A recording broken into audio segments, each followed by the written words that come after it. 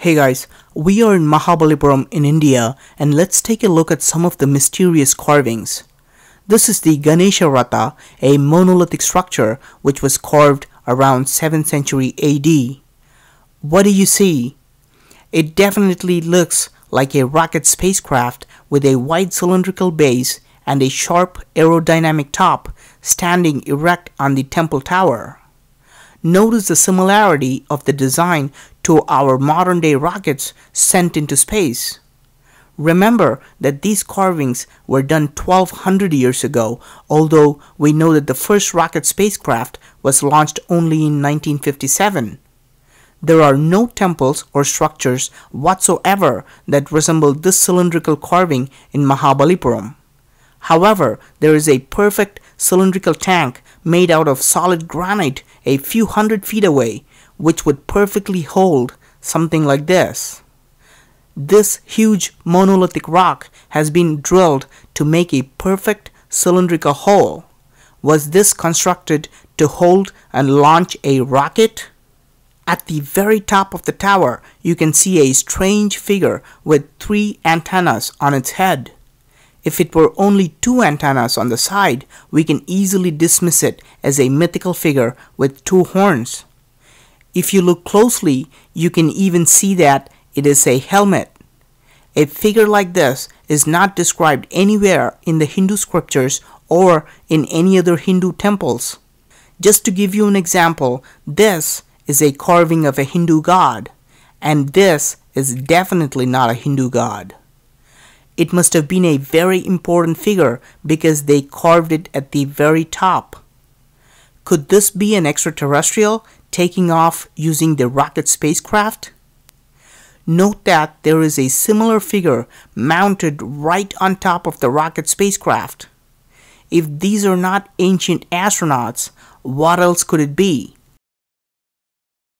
But this is a temple carved for the Hindu god Ganesha. That's why it is called Ganesha Ratha. Why put an 8-feet elephant god statue inside the temple if this is all about ancient astronauts, right? Not really. It turns out that the statue of the Hindu god was placed inside the structure less than 50 years ago. No one knows what was originally inside. In fact, the name Ganesha Ratha itself was given shortly after putting in the idol 50 years ago. Before that time, people simply referred to this structure as the Vimana, which means an aircraft in Sanskrit. Is this just a coincidence that the structure with a spacecraft and an astronaut carved on it was called the Vimana? For further proof that this entire structure was not built for religious purposes, let's take a look into a similar chamber in another structure nearby. What's inside the chamber? Nothing. No carvings and no sign of any existence of statues installed, only a flat rock bed. What could have been inside 1200 years ago? What was the original purpose of making such extraordinary monolithic structures? If they only had managed to install a door made of solid rock or steel, they could have used it for a wide variety of activities, including scientific experiments.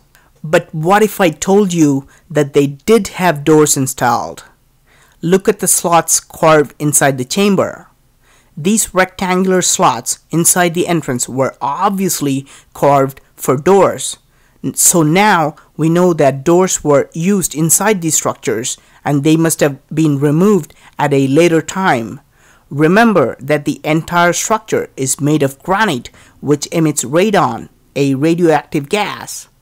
Were these structures used for experimenting with radioactive material?